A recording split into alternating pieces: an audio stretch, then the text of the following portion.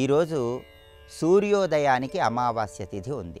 అమావాస్య మంగళవారంతో కలిసి వచ్చింది కాబట్టి దీన్ని భౌమ అమావాస్య అనే పేరుతో పిలుస్తారు.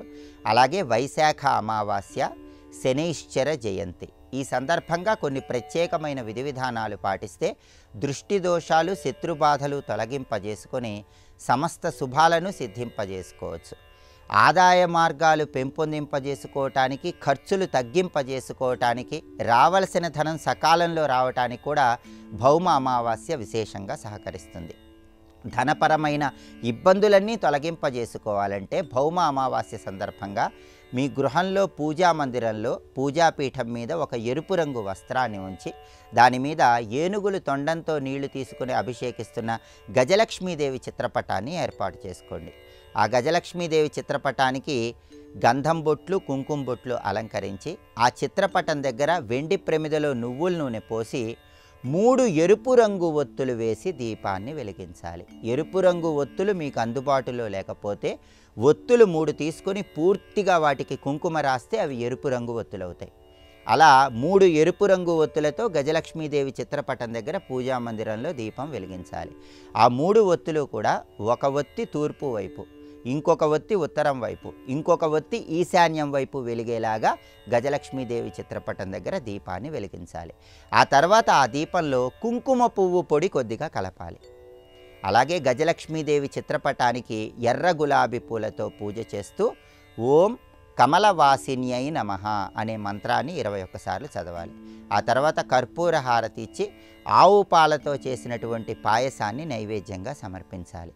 ఇలా ప్రత్యేకంగా ఎరుపు రంగు ఒత్తుల దీపాన్ని భౌమ అమావాస్య సందర్భంగా గజలక్ష్మీదేవి దగ్గర వెలిగించినట్లయితే ఆదాయ మార్గాలు పెరుగుతాయి, రావలసిన ధనం సకాలంలో చేతికొస్తుంది. వృధా ఖర్చుల సమస్య నుంచి క్రమక్రమంగా బయటపడవచ్చు.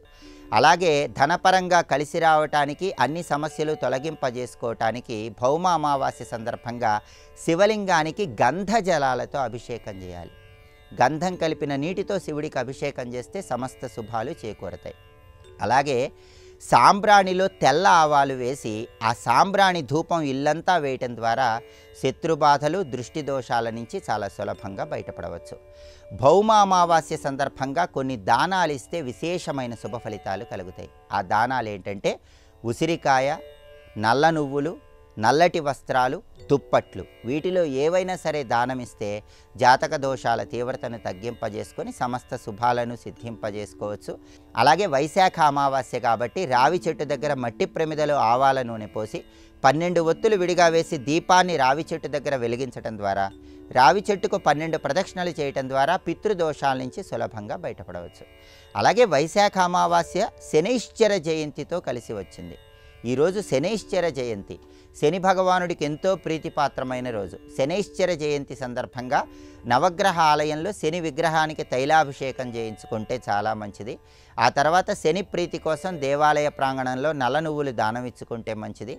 అదేవిధంగా దశరథ శని స్తోత్రాన్ని పఠించినా లేదా విన్నా శనైశ్చర జయంతి సందర్భంగా శని దోషాలన్నీ తొలగింపజేసుకొని సమస్త శుభాలను సిద్ధింపజేసుకోవచ్చు. కాబట్టి భౌమ అమావాస్య, వైశాఖ అమావాస్య, శనైశ్చర జయంతి సందర్భంగా ఈ ప్రత్యేకమైన విధి విధానాలు పాటించండి. ఆర్థికంగా ప్రయోజనాలు పొందండి. శత్రుబాధలు, దృష్టి దోషాలన్నీ తొలగింపజేసుకొని సమస్త శుభాలను సిద్ధింపజేసుకోండి.